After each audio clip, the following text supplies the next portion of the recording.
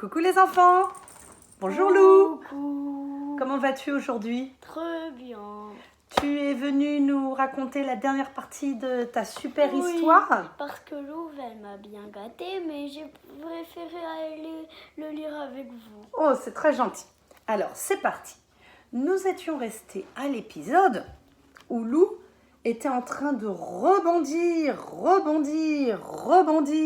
Mais ma queue a encore mal maintenant. Oui, c'est ce qu'on avait dit. J'ai un plâtre. Ah, voyons voir ce qui va se passer. Mhm. Voyant cela, le gros Loups partit dans un fou rire gigantesque, lui qui était si malheureux avant. Et en plus, et plus il riait, plus il rebondissait lui aussi. Peu à peu, la planète Looping tout entière fut agitée de tremblements. Et youpla-boum, elle fit un grand bond. Aussitôt, le paysage se transforma. Bravo, Lou, tu as réussi, applaudirent les loups déchaînés. Tu es vraiment épouloupsant. Demande-moi ce que tu veux, ajouta le roi Hilar. J'aimerais visiter votre planète, répondit Lou encore secouée. Elle avait vraiment l'air super chouette.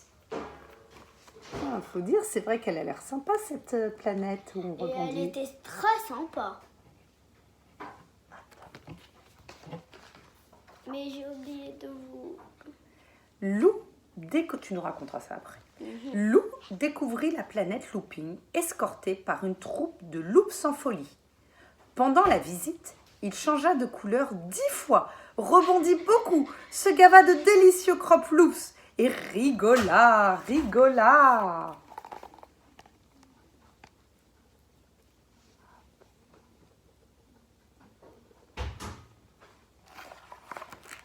Quand la nuit tomba, Loups avait des étoiles plein les yeux.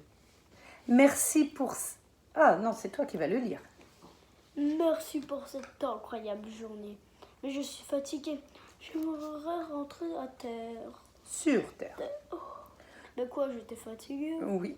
Comme tu préfères, Lou. Cette sonde spatiale va te ramener chez toi. Bon voyage interstellaire. Et surtout, ne nous oublie pas.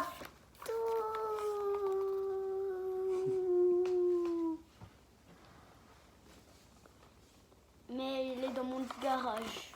Ah, très bien. Et je vais quelquefois voir les loups. Lorsqu'il se posa dans son jardin, Lou poussa un soupir de soulagement. Quel bonheur de retrouver cette bonne vieille terre. En titubant, il regagna sa maison. « Eh, Lou !» l'appela alors Maître Hibou. « D'où viens-tu comme ça ?» D'une autre galaxie, répondit Lou sans se retourner. Mais si je vous reconnais, Racontait. Jamais vous me croiriez. Ben oui, Maître Hibou. Oh, mais attends, il y a quelqu'un. et regardez le dessin. Alors attendez, je vous Il y a montre. quelqu'un. Ici. C'est pas moi. Et oui. Regardez, il y a une étoile polaire de moi. Et aussi, il y a un globe. Attends, Lou, que je montre. Regardez. Eh oui, il y a un loups qui est là. Aussi une Et étoile. Il y a une constellation Lou. Alors les enfants, vous pouvez l'observer, la constellation Lou. Merci beaucoup. Lou, laisse-moi parler. Et si vous voulez la reproduire chez vous, comme vous avez fait cette semaine avec le travail de géométrie, n'hésitez pas. Voilà les enfants. Merci Lou. Oh, ça va.